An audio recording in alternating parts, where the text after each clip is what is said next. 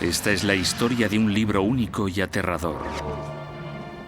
Con seres malignos y el demonio en acción. Sus visiones han inspirado y asustado a mucha gente durante 2000 años. Muchos ven las páginas del Apocalipsis como una serie de predicciones extraordinarias. El calentamiento global, el desastre nuclear de Chernóbil, la guerra en Oriente Medio. No existe en el mundo ningún campo de batalla mejor que este. Algunos creen que el libro es una guía hacia uno de los mayores enigmas que existen, el día del fin del mundo. ¿Puede el Apocalipsis esconder un secreto así? Nuevos indicios revelan que la clave del misterio del último libro de la Biblia yace entre el polvo de la Turquía moderna y que el número del infame demonio podría no ser el 666 al fin y al cabo.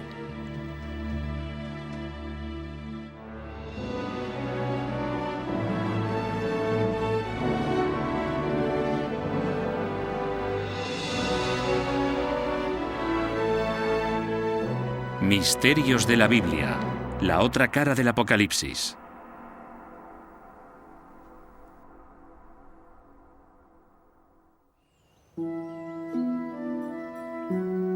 Para entender el Apocalipsis necesitamos saber quién lo escribió y dónde.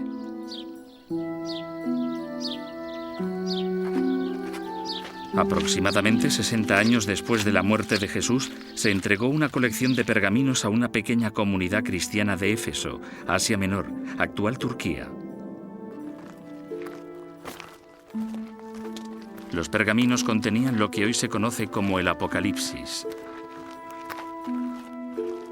El nombre del autor que aparecía en el libro era Juan. La tradición afirma que se trata del discípulo Juan, el pescador hijo de Zebedeo, que cuidó de María, la madre de Jesús, tras la crucifixión de su hijo.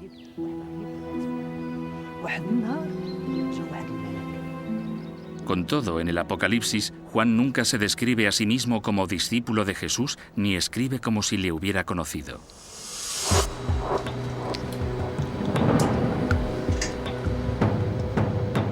Ahora, los nuevos métodos científicos pueden ayudar a resolver el enigma sobre quién fue el verdadero autor.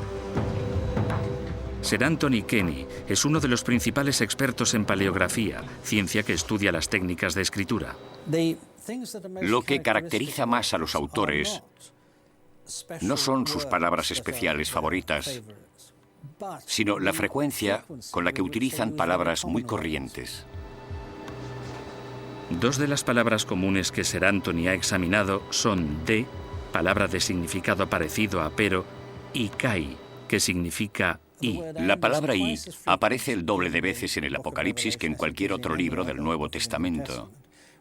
El Evangelio de Juan, sin embargo, no es demasiado partidario de y lo utiliza con menos frecuencia que la media. Por otro lado, la palabra de es muy frecuente en todos los textos griegos que he examinado, aunque solo aparece 7 veces en todo el Apocalipsis.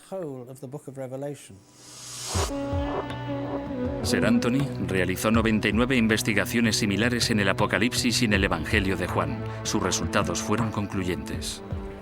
Utilizando una técnica estadística sencilla, pude unir estas 99 investigaciones en un único método de discriminación entre textos, lo que me permitió comprobar que el cuarto Evangelio y el Apocalipsis eran completamente distintos.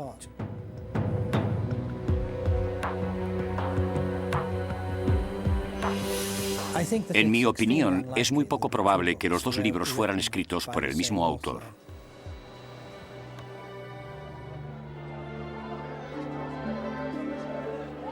Por tanto, la opción de Juan, el discípulo, como autor del Apocalipsis, no parece demasiado factible. Greg Carey, experto en el significado del Apocalipsis, cree que el libro contiene pistas que pueden guiarnos hasta el verdadero autor. Juan se dirige a su audiencia de forma muy directa. Dice, yo, Juan, vuestro hermano, como si él conociera a los demás y todos le reconocieran a él. El Apocalipsis empieza con una serie de 7 cartas a las iglesias situadas en lo que hoy llamamos Asia Menor o suroeste de Turquía.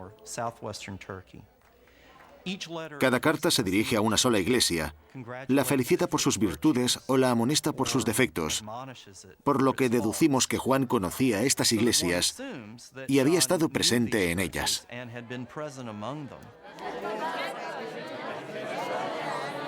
Existe otra prueba de que Juan escribía para una congregación.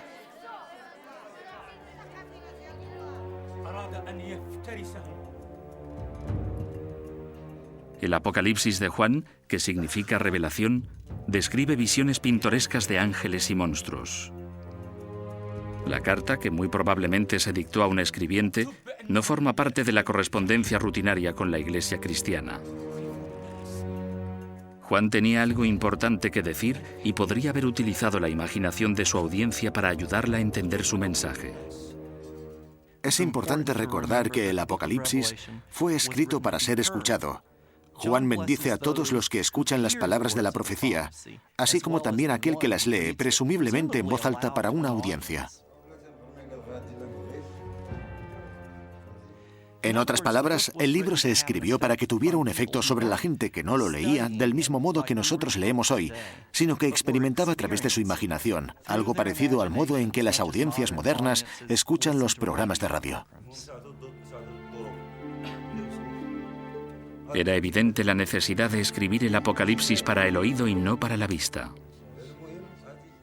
Las primeras comunidades cristianas ya habrían tenido algunos letrados que probablemente eran los líderes de las mismas, aunque la gran mayoría eran analfabetos, lo que constituía un reflejo de la sociedad en general. Juan fue con certeza un hombre de autoridad en la Iglesia y por eso escribía a sus feligreses en Asia Menor. Con todo, esto plantea una cuestión fundamental. Demonios de 7 cabezas, 4 aterradores jinetes, son imágenes poco usuales incluso para los estereotipos del siglo I después de Cristo. ¿Qué impulsó a Juan a construir imágenes tan temerosas para transmitir su mensaje?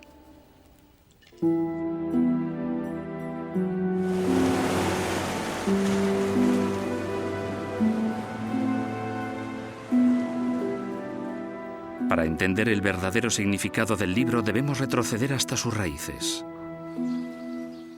Según la Biblia, Juan escribió el Apocalipsis en la isla de Patmos, en las costas de Turquía, que en aquel entonces estaba bajo el control del Imperio Romano.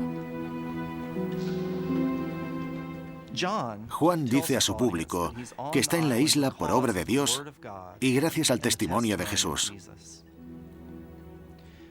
Siempre que el Apocalipsis menciona el testimonio de Jesús, lo asocia al sufrimiento. De hecho, la palabra griega martus, testigo, se ha convertido en nuestro mártir, significado que adopta por primera vez en el Apocalipsis.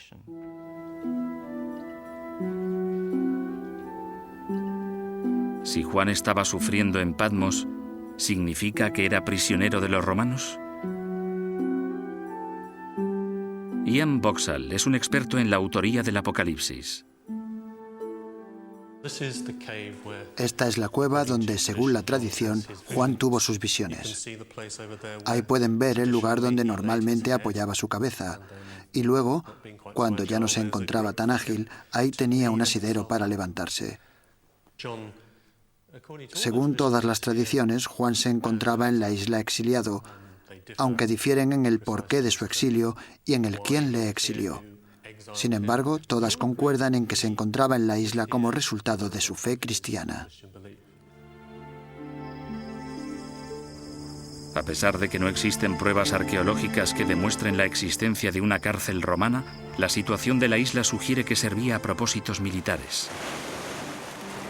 Patmos habría sido una de las incontables islas fortaleza que defendían el importante puerto marítimo romano de Mileto, a unos 65 kilómetros del continente. Era un lugar ideal para retener a los exiliados. Pero si Juan estaba en el exilio, parece extraño que tuviera la libertad de encontrar una cueva, tener visiones, anotarlas y enviar los documentos a las iglesias del continente. Esto podría deberse a la forma en que Roma exiliaba a los que consideraba problemáticos. Cuando los romanos mandaban a alguien al exilio, Le daban también bastante libertad. No lo encarcelaban. Al exiliado solo se le prohibía aparecer en ciertas regiones o se le decía que debía restringir sus movimientos a esa única isla.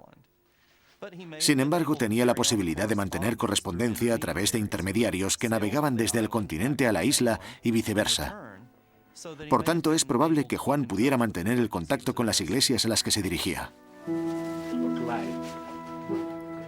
A pesar de su libertad para comunicarse, Juan seguía atrapado en Patmos, alejado de las iglesias cristianas del Asia Menor.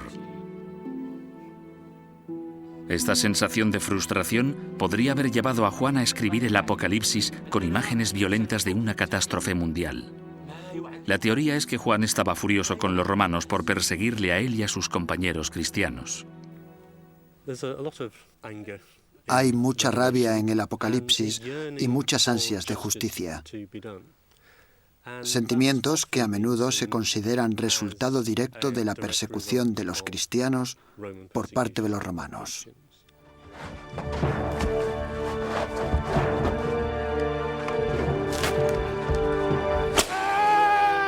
A primera vista, Juan tenía todas las razones posibles para estar enfadado. La idea establecida es que durante el siglo I después de Cristo, las autoridades romanas persiguieron sistemáticamente a los cristianos por todo el imperio. Se cree que la violencia empezó unos 20 años antes de que se escribiera el Apocalipsis, bajo el reinado del emperador Nerón, en el año 64 después de Cristo. La tradición cuenta que Nerón culpó a los cristianos por el trágico y catastrófico incendio que devastó la ciudad en ese año. Algunos cristianos fueron crucificados y Nerón utilizó sus cuerpos como antorchas para iluminar las calles de la ciudad. Fue una experiencia tan devastadora que la memoria de Nerón perduró entre las primeras comunidades cristianas. Muchos académicos afirman que Nerón persiguió a los cristianos. Sin embargo, el Apocalipsis probablemente no se escribió durante su reinado. Se calcula que se escribió en el año 90 después de Cristo, durante el reinado del emperador Domiciano. Y el mismo Apocalipsis parece sugerir que Domiciano era mucho menos brutal que Nerón.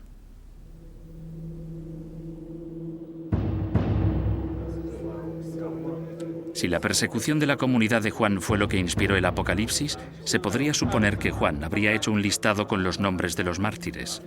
Sin embargo, el Apocalipsis solo menciona a uno. El libro está lleno de referencias con aquellos que murieron a causa de su testimonio de Jesús. Los cuenta a millares, aunque solo nombra uno, un creyente llamado Antipas que murió a causa de su testimonio.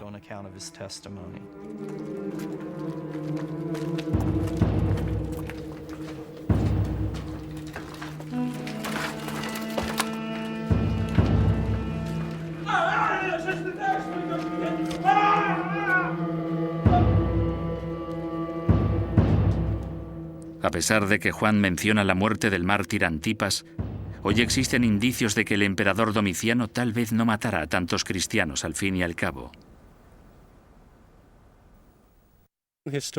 Los historiadores actuales han empezado a cuestionarse si Domiciano persiguió verdaderamente a los cristianos y si realmente fue el tirano en el que le convirtieron los historiadores de antaño.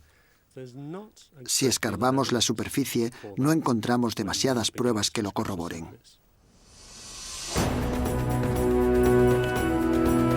Por lo tanto, si ya no se perseguía a los cristianos, es difícil de imaginar cómo pudo el Apocalipsis tener impacto alguno sobre su audiencia. Juan debía de tener otro objetivo.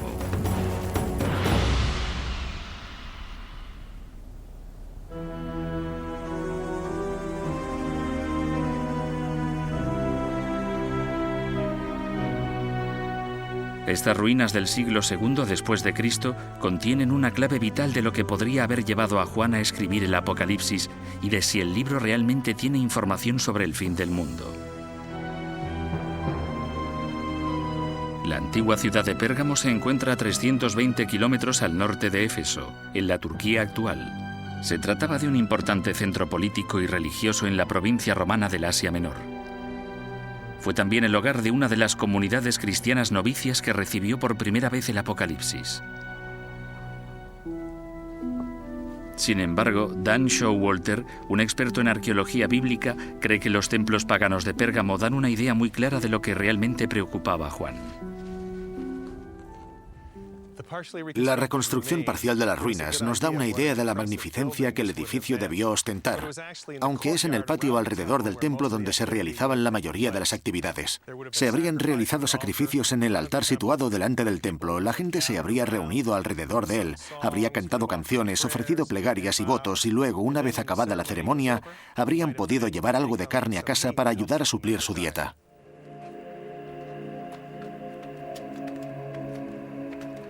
Juan estaba familiarizado con los cultos paganos, pero esta práctica religiosa gozaba de una creciente popularidad y entraba en conflicto con el cristianismo. Empezó unos 100 años antes de Domiciano, con la construcción de templos en honor a un nuevo dios, el emperador Augusto.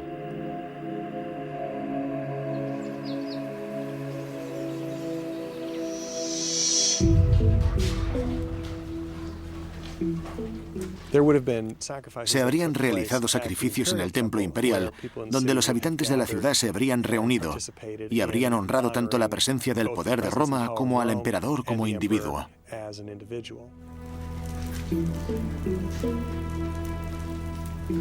Esta idolatría se expandió por toda Asia Menor a lo largo del siglo I. Todas las ciudades del imperio tenían muchos templos. Sin embargo, este era un templo construido para venerar y dar las gracias a un ser vivo, un dios imperial.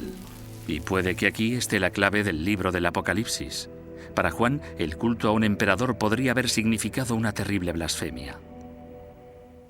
Juan se habría resistido al culto imperial porque se erigía en contra de la fe en Jesús, que era lo que él quería promover. Juan era un cristiano judío y sabía que solo había un Dios verdadero.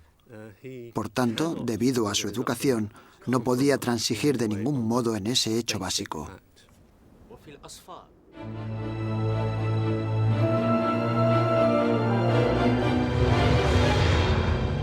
Aún así, la prueba más evidente de que el Imperio Romano, y en especial el culto imperial, eran el objetivo de Juan, proviene de una de las visiones más horripilantes. Una bestia aterradora que declara la guerra a los hombres de Dios. La bestia, escribe Juan, reclama culto, lo que nos da la primera pista de lo que representa en realidad. El culto imperial se convirtió en algo increíblemente popular, hasta el punto que los que no lo practicaban se podían llegar a considerar desleales. En esta extraña visión, la bestia no tiene una sola cabeza, sino 7. En la época de Juan, 7 emperadores habían gobernado el imperio. Juan nos dice que son 7 reyes o gobernantes, y a pesar de que los académicos no consiguen aclarar cuáles son los 7 emperadores romanos representados por las cabezas, estas parecen simbolizar el poder de la Roma imperial. Juan también asocia a la bestia con 7 colinas y, evidentemente, al igual que ahora, la ciudad de Roma era conocida como la ciudad de las 7 colinas.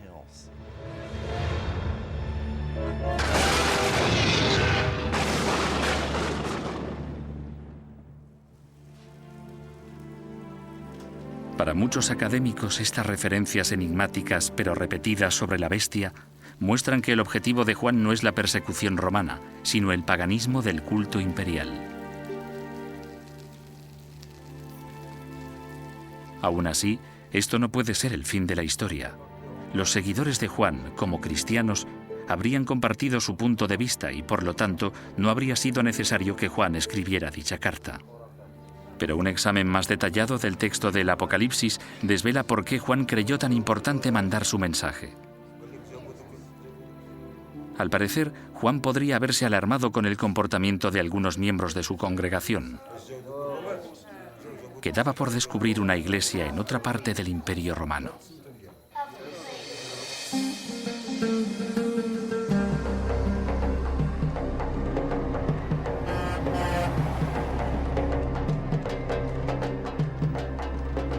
Al sur de la ciudad de Pérgamo se encontraba la antigua ciudad de Éfeso.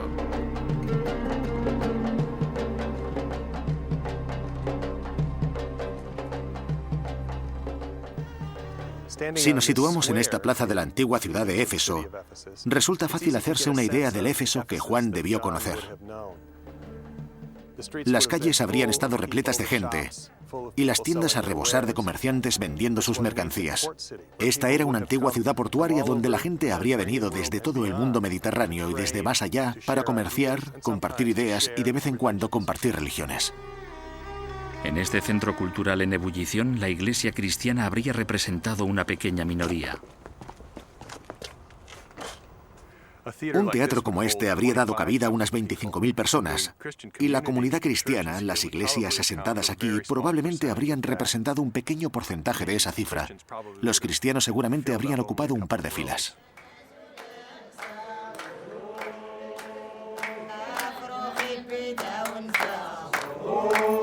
La presión sobre estas comunidades era enorme, sobre todo en un centro pagano trepidante como Éfeso. Era una presión que podría haber debilitado la fe de una incipiente iglesia. Sus vecinos realizaban continuamente celebraciones en nombre de varios dioses populares en la región, así como de los dioses de Roma y, de vez en cuando, incluso del mismo emperador. También se habrían rodeado por todas partes con los símbolos de dichas deidades. Una de las preocupaciones principales para alguien como Juan no era el hecho de que los cristianos fueran perseguidos, sino el hecho de que simplemente se habían acomodado demasiado. Se habían aposentado, habían encontrado su sitio en la sociedad, y lo que Juan quería era ponerles sobre aviso. Si Juan escribía a los cristianos que habían empezado a adorar a los emperadores de Roma, esto ayudaría a entender por qué escribió el último libro de la Biblia. Las visiones se centraban menos en profetizar el futuro y más en castigar a los que se habían unido al culto imperial. Pero aún hay algo sin resolver. Las vívidas imágenes apocalípticas que han atraído la imaginación de millones de cristianos durante siglos.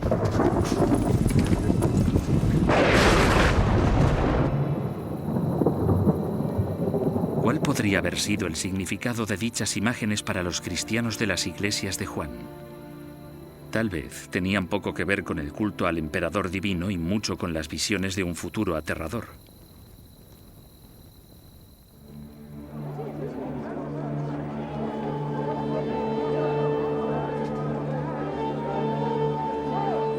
Para los que vivieron hace 2000 años, las visiones de Juan de los 4 jinetes, Armagedón y la bestia podrían haber tenido un significado completamente distinto al que le damos hoy en día. Algunos ven estas visiones como una señal del fin del mundo, pero esto no tiene que ser necesariamente lo que Juan quiso decir. La palabra apocalíptico tenía otro significado en aquel entonces. Mucha gente, cuando oye la palabra apocalíptico, piensa en el fin del mundo, pero esto es solo una parte del significado completo.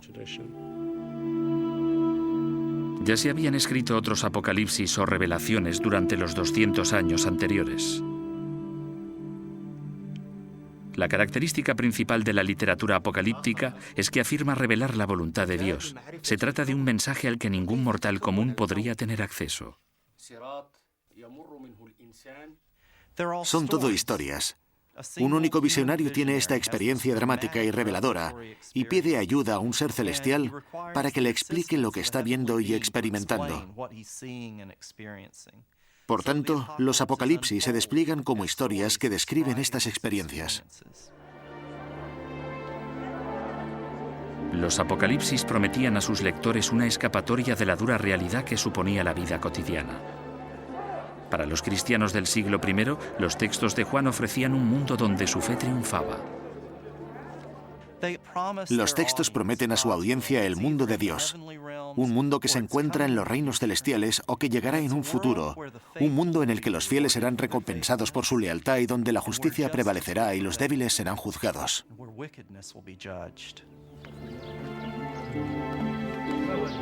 Juan estaba en buena compañía. Algunos académicos creen que el mismo Jesús estuvo muy influenciado por la literatura apocalíptica. Una de las plegarias más famosas del mundo parece compartir los mismos temas que los del Apocalipsis. Cuando los discípulos de Jesús le piden que les enseñe a rezar, Jesús les enseña la plegaria del Señor, que se puede leer desde un punto de vista apocalíptico. Tu reino vendrá y se hará en la tierra, como es en el cielo. Lo que implica que el reino de Dios no ha llegado todavía a la tierra, que la voluntad de Dios todavía no se ha realizado en la tierra. Por lo tanto, es parecido al Apocalipsis cuando contempla a Dios y a Cristo exaltados en el cielo. La plegaria del Señor puede que incluso tenga una bestia propia. A medida que el reino de Dios empezó a establecerse, el demonio empezó a utilizar sus poderes para luchar contra él, y así aparecen las bestias. El demonio se manifiesta, que es lo que probablemente se quiere dar a entender en la plegaria del Señor.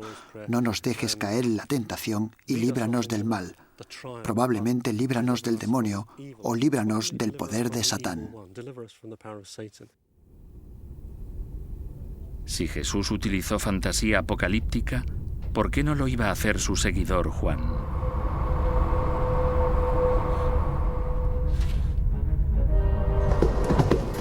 Tal vez esta tradición de literatura apocalíptica pueda ayudarnos a descifrar algunas de las visiones de Juan, como la de los 4 jinetes del Apocalipsis.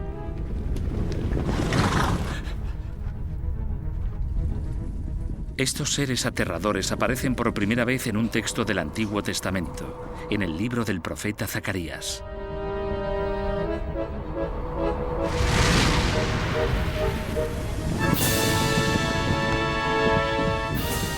Sin embargo, Juan no copió simplemente estas imágenes. Su genialidad yace en saber actualizarlas para el siglo I. En el libro de Zacarías, cada caballo se relaciona con un color. Juan toma esta idea, pero le da un nuevo matiz. Su audiencia del siglo I probablemente habría entendido el significado de los colores. Ian Boxall cree que puede descifrar el código de colores de Juan. Juan parece dejar más explícito el significado de los colores. Tenemos un caballo rojo.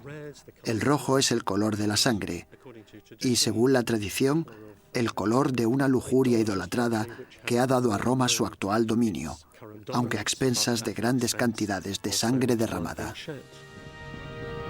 El jinete del caballo negro parece simbolizar el hambre y el desastre, las consecuencias de la guerra. Luego está el caballo pálido o verde, el color enfermizo de la muerte. Pero uno de los jinetes descritos por Juan, el jinete del caballo blanco, tiene un arco en la mano. Esto sugiere que la venganza está en la mente de Juan y que ésta llegará a manos del gran enemigo de Roma. El cristiano medio sabría que el gran enemigo de Roma, la gran amenaza de Roma en Oriente, el Imperio Parto, tenía caballería con arcos. Los partos están de camino y el resultado final será la destrucción de este imperio, aparentemente inexpugnable. Por tanto, la visión de los 4 jinetes es la manera en que Juan trata de convencer a la Iglesia cristiana de que el imperio tiene los días contados.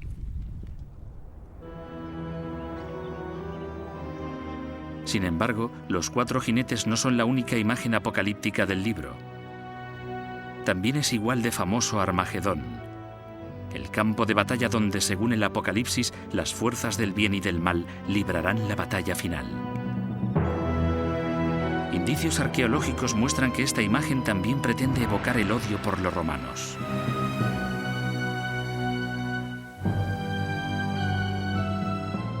Esto es Megido, en el valle de Jezreel, en el Israel actual. Los arqueólogos creen que su nombre oculta la clave de la situación de Armagedón. En hebreo, Megido recibe el nombre de Har Megido, la montaña de Megido, por lo que vamos de Har Megido a Har Magedón y a Armagedón. De hecho, en las primeras versiones del Nuevo Testamento escritas en griego, Armagedón tiene una aspirada al principio, que significa que se pronuncia con H inicial. Por tanto, originariamente era Har Magedón y podemos pasar de Har Megido a Armagedón muy fácilmente. Este tranquilo emplazamiento no parece un lugar que Juan elegiría como campo de batalla para el fin del mundo. Sin embargo, el lugar es del todo apropiado. El valle de Jezreel habría sido el lugar más sangriento de toda Palestina que Juan conocía. Mientras Juan escribía en el siglo I después de Cristo, se llevaron a cabo 12 o 13 batallas, tanto en Megido como en el mismo valle de Jezreel. Napoleón supuestamente dijo: "No hay en el mundo ningún campo de batalla mejor que este". Y mirando ahora el valle de Jezreel, no me cuesta nada creerlo.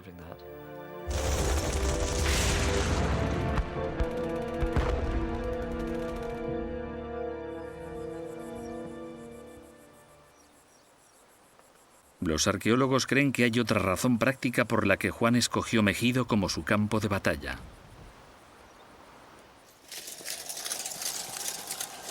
En su tiempo, Megido fue la base de uno de los ejércitos más brutales en el Mediterráneo oriental, la Sexta Legión Romana. Sabía que los romanos tenían un campo aquí, el campo de la Sexta Legión. Proseguían la antigua tarea que Megido siempre había realizado: proteger la zona y controlar los caminos y las rutas comerciales. La Sexta Legión tenía un apodo que reflejaba su fortaleza y crueldad en la batalla. La llamaban los Hombres de Hierro. Los hombres de hierro tenían una reputación especialmente mala entre las legiones romanas. Se les conocía por su brutalidad. Habrían utilizado todos los medios habidos y por haber que los romanos conocían para someter a los pueblos: crucificar, desollar en vida. Crucificaron a gente desde la costa hasta Jerusalén. ¿Qué mejor lugar para la batalla entre las fuerzas del bien y del mal que el cuartel general de uno de los ejércitos cuya reputación causaba pavor a lo largo de todo el imperio? Todo el mundo en aquella época habría sabido que los legionarios estaban acampados aquí. Eran las fuerzas de la oscuridad en Megido. Juan se percató de que cualquier gran batalla que se librara para conseguir el control de esta región o el control del mundo tendría que llevarse a cabo en Megido, puesto que había sido un enclave crucial en las guerras anteriores. Teniendo esto en cuenta, no hay ningún motivo para creer que no sería crucial para las batallas venideras. Si el objetivo de Juan en el Apocalipsis no era predecir el fin del mundo, sino atacar al Imperio Romano utilizando eventos contemporáneos en la tradición apocalíptica, podemos observar de distinto modo la profecía más famosa de todas. 666, el número de la bestia. Si la bestia se refiere al emperador, ¿qué quería decir Juan con el número? El mundo antiguo adoraba los enigmas. Un truco común era utilizar números para ocultar un nombre. En los alfabetos griego y hebreo, a cada letra le correspondía un número, por lo que si se sumaba el valor total de las letras de un nombre, se obtenía un código numérico. Aquí tenemos un buen ejemplo. Ana, escrito con mayúsculas griegas, que casualmente coincide con nuestro alfabeto. El número de A, alfa, es 1, y el número de N es 50. Por tanto, si utilizamos la aritmética, acabaremos calculando que 102 es el número de Ana. Inscripciones antiguas que han sobrevivido sugieren que este juego tenía un propósito principal frívolo. Hay uno bastante bonito que se encontró en Pompeya, escrito en alguna pared. Amo a una chica cuyo número es el 545. Ella sabía que su número era el 545. Otros tal vez tendrían que pensar un poco para descubrir de quién se trataba. Sin embargo, para Juan este juego es de vida o muerte. Nos proporciona el enigma al revés. Da el número e invita a su audiencia a descubrir el nombre. En el Apocalipsis se escribe: dejad al que tenga entendimiento calcular el número de la bestia, porque su número es humano. Su número es 666. Para los historiadores la respuesta es obvia. La mejor explicación es que Juan pensaba en el emperador Nerón. Y si escribimos el nombre César Nerón con el alfabeto hebreo, lo que obtenemos es esto. 50, 200, 6, 50, 100, 60 y 200, que luego, con un poco de aritmética,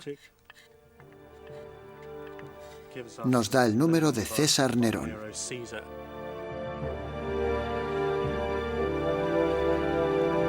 ...666 parece ser un código antiguo que une al emperador Nerón con el número de la bestia. Sin embargo, una serie de documentos descifrados recientemente han cuestionado si 666 es realmente el número de la bestia.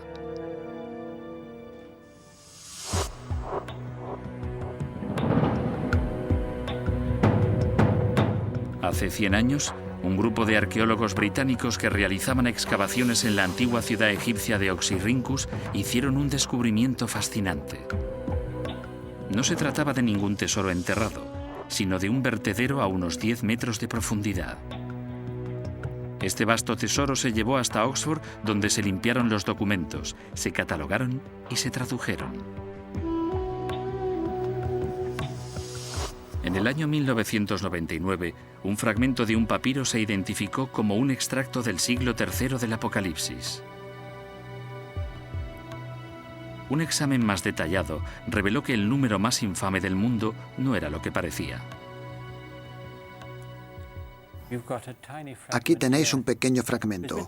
Fue escrito por algún buen escribiente que lo escribió con letra clara y de forma útil para los demás, aunque también con algo de prisa. Y esa es la línea en la que se habría leído: dejad que aquel que tenga entendimiento calcule el número, que habría estado en alguna parte por ahí, y luego 3 letras representando un numeral. Las letras son G, que representa 600, Iota, como nuestra I, que representa el 10, y Sigma, que representa el 6. Por lo tanto, es más evidente que el número es 616. Si el número de la bestia es 616, la suma total no da el nombre de Nerón. En consecuencia, el número sugiere que el objetivo de Juan era otra persona. Si aplicamos el mismo juego de números, obtenemos otra figura odiosa, otro emperador romano. Calígula fue emperador desde el año 37 al 41, y de hecho Calígula era un mote. Su verdadero nombre era Cayo. Si cogemos el nombre de Cayo César y lo escribimos en griego, obtenemos Gaius Caesar. Si damos un valor numérico a cada una de las letras de ese nombre, obtenemos 284 para Gaius y para Caesar 332, lo que suma 616.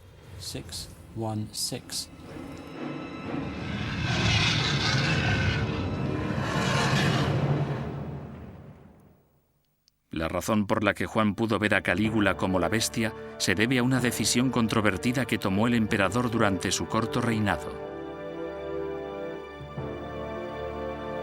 Calígula ordenó que construyeran una estatua de sí mismo y la colocaran en el templo de Jerusalén. Esto era una blasfemia para los judíos, porque el templo estaba dedicado a su único y verdadero Dios. Es posible que este acto de un emperador romano que defendía todo lo que los cristianos consideraban inaceptable del poder imperial les pareciera igualmente inaceptable.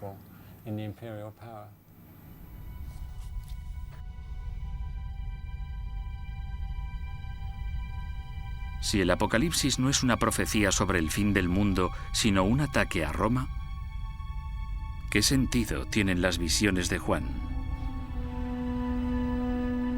Pocos académicos niegan que Juan tuviera visiones. De hecho, las experiencias visionarias son muy comunes en otras religiones, pero en el caso de Juan habrían servido para inspirar a sus feligreses. Las visiones de Juan pertenecen a la tradición cristiana, pero aparentemente comparten muchas características con las de los chamanes de otras culturas. Un chamán es una persona que puede someterse a un estado de trance controlado, alguien que puede viajar a otros mundos, a otros reinos para recibir un mensaje, alguien que luego regresa para transmitir ese mensaje o para sanar a alguien. Y Juan, al igual que los chamanes de muchas culturas, tiene un mensaje que transmitir a los demás. No se trata de un mensaje para él, sino para una comunidad.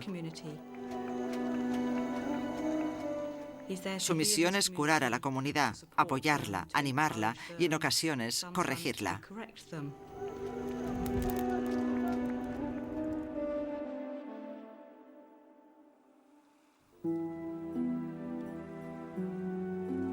Todos los indicios disponibles que han facilitado la arqueología y la historia sugieren que el Apocalipsis no es una recopilación de profecías que predicen el fin del mundo.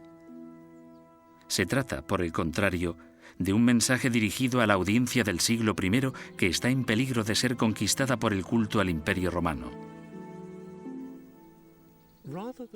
En lugar de imaginar a Juan sentado en la isla, contemplando el oscuro y lejano futuro, en lugar de verle como un clarividente estudiando una bola de cristal, tal vez deberíamos imaginarle sentado en la isla con la vista perdida en el mar.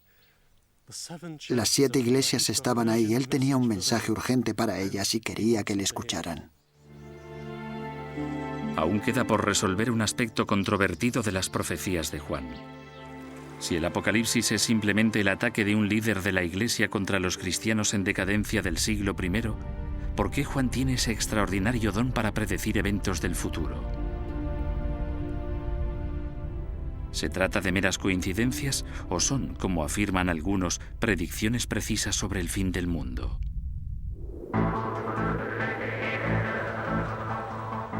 La lista de las supuestas predicciones de Juan es impresionante. El Apocalipsis habla de un cambio climático drástico, de la sequía de los mares y de un calor insoportable.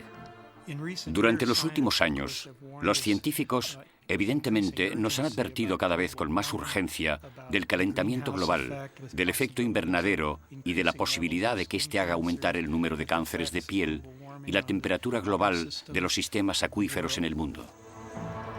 Según otra supuesta predicción, el río Éufrates se secará para dejar paso a los ejércitos del Reino de Oriente, que sumarán 200 millones de hombres. Durante los últimos años se han hecho varias propuestas para construir diques en el río Éufrates, y uno de dichos diques recibe el nombre de Dique Ataturk.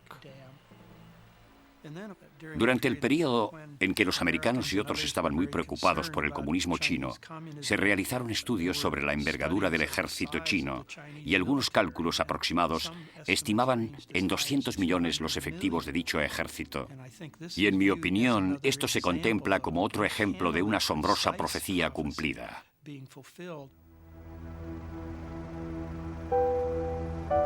Quizás la más escalofriante de todas sea la revelación según la cual una gran estrella, llamada Amargura, caerá del cielo y amargará las aguas de los ríos y matará a muchas personas. En Chernóbil, Ucrania, en el año 1986, tuvo lugar un desastre nuclear, el peor de toda la historia mundial. La planta nuclear se derritió. Una oleada de radioactividad arrasó la zona y los habitantes locales murieron o quedaron muy afectados.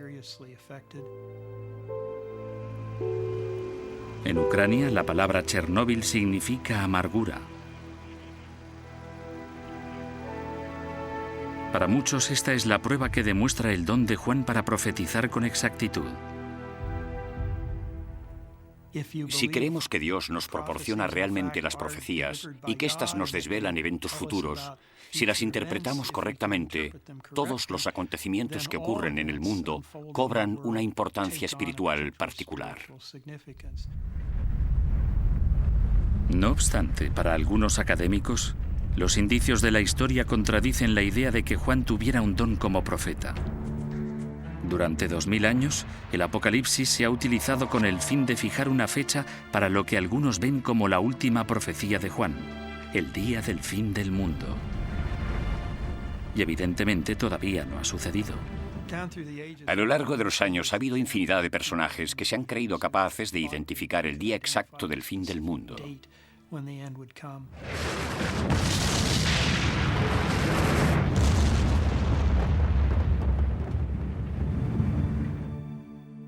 El año 1000 en Europa, el siglo XIX, 1843, el año 1666, 1987 y evidentemente el año 2000.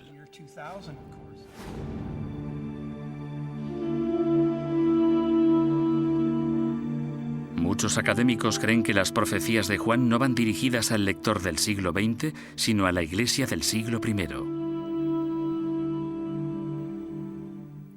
Juan dice a la audiencia que lo que está narrando son acontecimientos que ocurrirán en breve. Esta afirmación la encontramos al principio del libro, en el primer verso, y también en el último capítulo. Por tanto, Juan creía que estaba viviendo los momentos culminantes de la historia.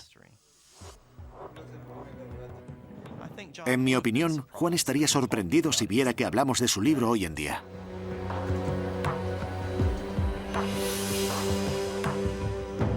A pesar de que aparentemente el Apocalipsis no es, como muchos habían deseado y muchos habían temido, la visión del fin del mundo, puede que una de las profecías de Juan sí se haya hecho realidad.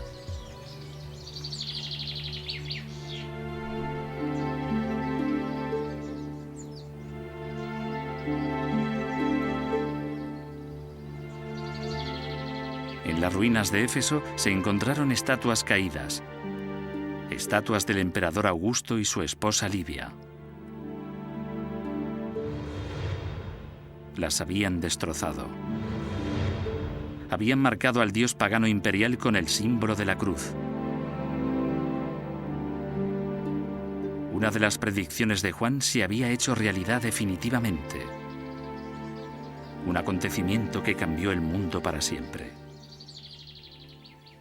A principios del siglo IV, el emperador Constantino decide que su política de intentar erradicar la Iglesia no funcionará y declara el cristianismo religión oficial dentro del imperio.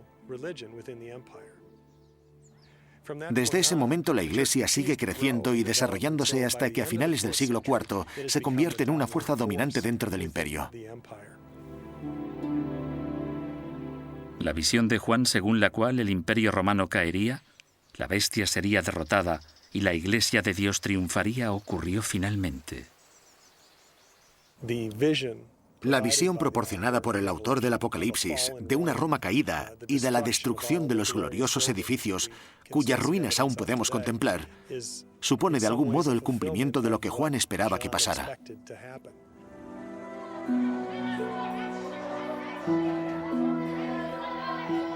Juan de Patmos, el exiliado enfurismado, pudo no solo predecir el fin del imperio pagano, sino que tal vez también participó en su caída, dando a los cristianos el coraje necesario para hacer que sucediera.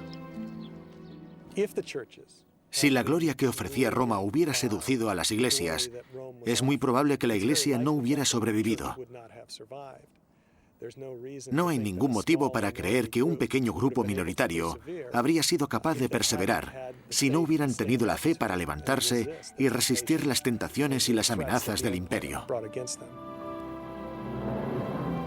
A pesar de que muchos seguirán encontrando esperanza e inspiración en sus palabras, tal vez el verdadero significado del Apocalipsis deba buscarse en el pasado más que en el futuro.